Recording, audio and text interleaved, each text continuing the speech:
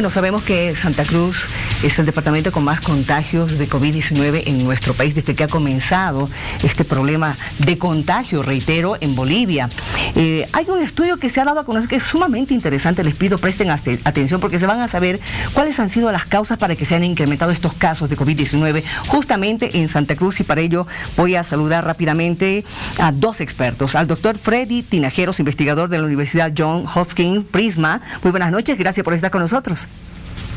Muchas gracias, Miriam, buenas noches. Gracias al programa Hora 23 por la invitación.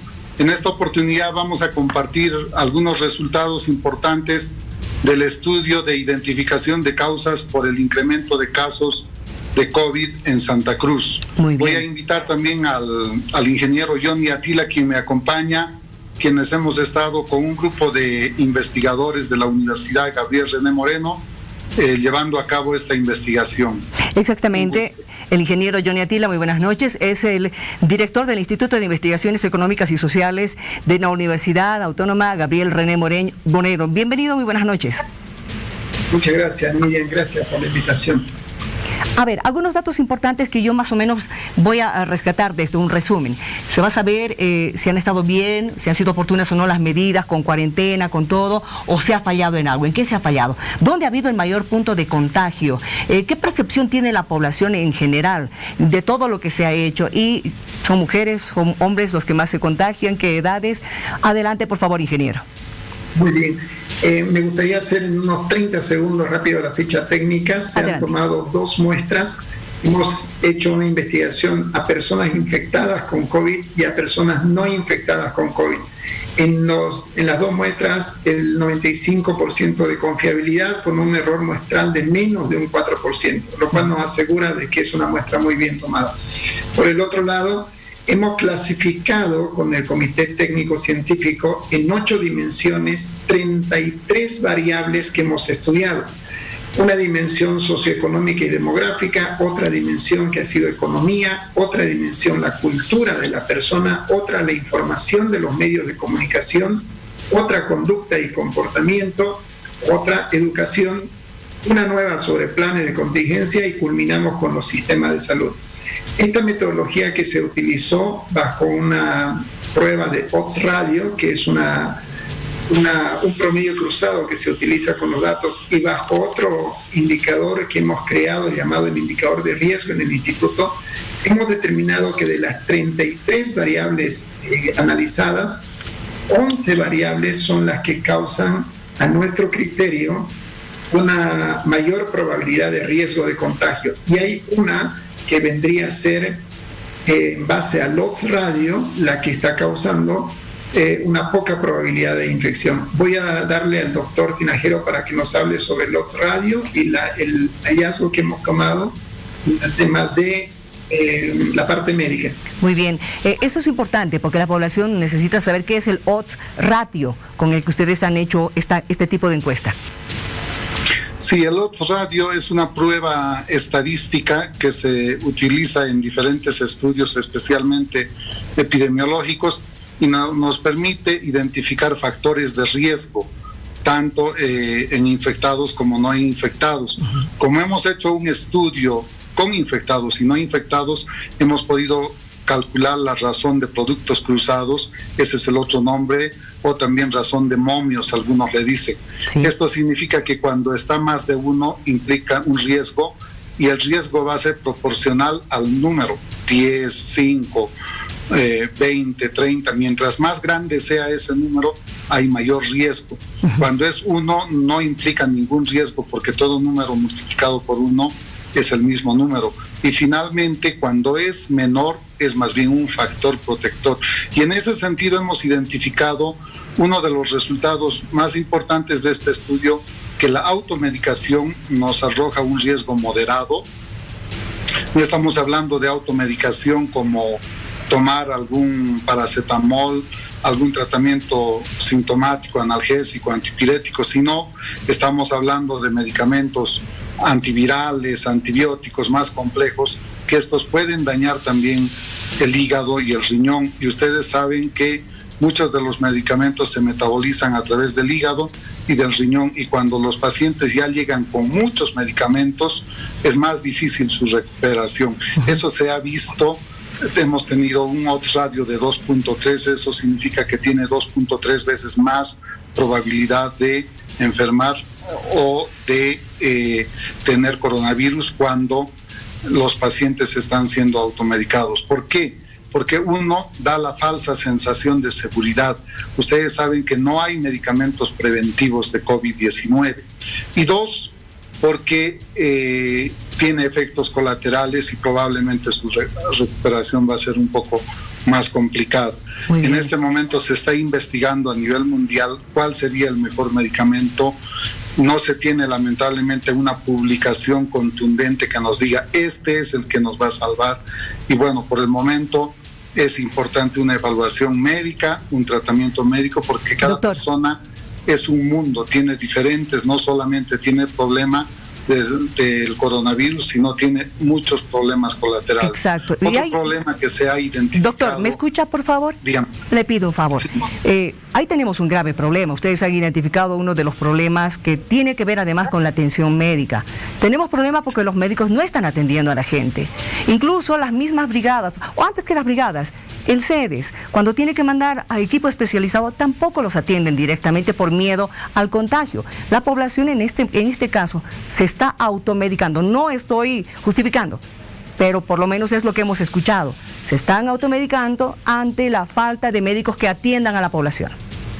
Así es, Miriam, y ese es uno de los resultados del estudio, el retraso en el diagnóstico. Las personas infectadas refieren que han tomado tiempo, más de 4 días en su diagnóstico, en la mayoría de los casos. También refieren un retraso en el tiempo de atención. Refieren que este retraso ha sido mucho más de lo que esperaban y más de lo que esperaban. De tal manera han llegado ya muy deteriorados a los hospitales. Y esa es la reflexión para las autoridades, que tenemos que reducir los tiempos de diagnóstico y debemos reducir el tiempo para hacer una atención inmediata. Ese es un problema y nosotros hemos visto por diferentes medios que en algunos departamentos y especialmente en Santa Cruz el Cenetrop ha colapsado y tiene muestras pendientes desde el 2 de junio para procesar. Entonces esta es una reflexión para nuestras autoridades de que tenemos que ver los canales más rápidos para atender y dar una respuesta y no que los pacientes estén deambulando por los hospitales para pedir atención. Esto es sumamente importante. Ingeniero Atila, también hay otros casos que tienen que ver con la parte social y política. A ver, cuéntenos, por favor. Perfecto. Antes de referirme a la parte social y política, una de las causas principales que hemos encontrado, y acotación de lo que decía el doctor Tinajeros, es la tardanza en respuesta a los teléfonos de emergencia. 81% de los no infectados ha sido tardía y muy tardía. El segundo tema que hemos encontrado ha sido el tema de la falta de médicos y no médicos, que la misma población infectada y no infectada que ha ido a los hospitales ha referenciado o ha mencionado en más de un 70% la falta de médicos. Y el otro punto importante en economía ha sido que un factor de contagio ha sido el asistir a trabajar en un trabajo informal, es decir, más del 52% de los no infectados y más del 69% de los infectados fueron a trabajar entre 4 y 7 días, desde 9 a 12 horas al día.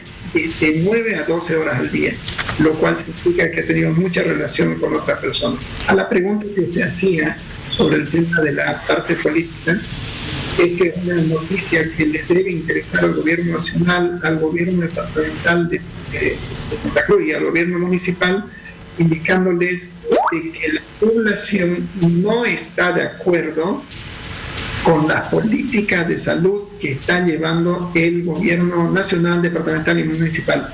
En un 62% de los infectados no están de acuerdo y en un 71% no están de acuerdo, indicando que están perjudicando a la prevención y al tratamiento de pacientes.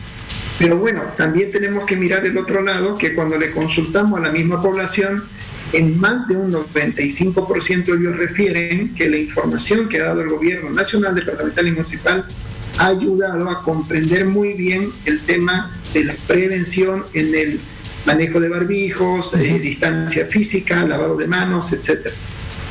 Esto también es importante destacar. Bien, hay que ver la parte negativa y también la parte positiva, porque la gente sabe que tiene que estar con el barbijo constantemente, pero también sabemos que hay parte de la población que hasta el día de hoy no hace caso. Saben que tienen que lavarse las manos, saben que no tienen que tocarse ojos, nariz, boca, que son los principales lugares de nuestro cuerpo por donde ingresa el COVID-19. Lo saben también, pero también algunos tampoco hacen caso. Doctor Tinajeros. Sí, creo que datos importantes, alentadores, es el trabajo en las redes sociales, en los medios de comunicación. Hemos visto que tanto en las personas infectadas como en las no infectadas ha quedado claro el mensaje del lavado de manos. En más del 95% de las personas manejan esta información, el uso del barbijo y especialmente el uso del gel. Como que en un segundo grupo de conocimientos queda con entre 50 a 70% el quitarse los zapatos antes de entrar a casa, quitarse la ropa que ha estado expuesta. Queda también en un segundo lugar, el distanciamiento físico. Sí. Y probablemente tenemos que trabajar mucho más en ello, y el no comer alimentos fuera de casa. Entonces, creo que este es un mensaje para los medios de comunicación. Esta parte probablemente no se ha entendido mucho, y una de las estrategias a nivel internacional que está basada en evidencias es el distanciamiento físico. Debemos fortalecer esto, debemos promover la no aglomeración en los mercados, la no aglomeración en lugares de encuentro masivo, y probablemente con una serie de iniciativas, limitar el número de personas, separar como muy bien hacen los bancos, colocando asientos, y creo que ese tipo de iniciativas innovadoras nos pueden ayudar a tener una mejor respuesta contra el COVID-19. Gracias, doctor Tinajeros, muy oportuno lo que usted también ha mencionado. Ya para terminar, ingeniero Atila, esta prueba ha sido entre el 6 y 13 de junio, ¿verdad? Entre el 6 y 13 de junio. Ya para terminar, ¿quiénes son los que más se contagian? ¿Quiénes han sido los más infectados o no infectados? ¿Hombres, mujeres? En realidad la muestra toma incluso desde jóvenes, de preadolescentes de 13 años, hay uno en la muestra, hasta los 75 y 76 años, y todos están con la misma probabilidad de riesgo. Me gustaría aprovechar este tiempo corto para dar algunas de las recomendaciones que da el estudio. La primera es que deberíamos ahorrar tiempo. Es algo que no estamos haciendo. No estamos haciendo como gobierno nacional, departamental, municipal, como instituciones públicas, instituciones privadas, no estamos ahorrando tiempo. Hay una dispersión de esfuerzo total a nivel nacional donde cada uno quiere poner una solución y no estamos logrando el tema de sinergia. Un ejemplo, las capacitaciones que no se están dando al personal de atención médico y no médico en los lugares o en los hospitales, porque la población va y los rechazan porque Totalmente. No hay espacio. El tema de los voluntarios, el tema de la comunicación. Se ha visto que la comunicación en los mercados, que es el lugar donde la población infectada y no infectada ha dicho que es el lugar de mayor contagio que ve, no estamos utilizando altavoces, obviamente supervisados por un comunicador social, para poder prevenir a las personas. No estamos utilizando el tema de la telemedicina, de aplicaciones móviles para que la población no vaya a los hospitales, donde algunos médicos nos han dicho que es el principal o la principal fuente de contagio el día de hoy. Y la otra, no estamos haciendo estrategia centinela. ¿Eso qué significa? De que si en una zona o en un barrio vemos de que hay personas con COVID, habilitar un colegio, habilitar un lugar, y la población colaborar junto con las autoridades para que eso pueda servir de una vigilancia centinela de mi barrio o de mi zona para que todo esto funcione. La última consulta, ingeniero Atila, y es que antes era responsabilidad total del gobierno central, ¿no es cierto?, atender toda este protocolo, la atención y toda la hermenéutica y el manejo del COVID-19. Ahora son los municipios. ¿Esto está bien, está mal? ¿Se ha hecho parte de esto del estudio? En realidad no hemos consultado individualmente por cada uno, la pregunta ha sido a los 3, pero en nuestro criterio, en el análisis que hemos hecho con el comité científico, el municipio de Santa Cruz lo está manejando bien porque ha aperturado el tema en algunos distritos, zonas para contención o estrategias de centinela para las personas que tienen COVID.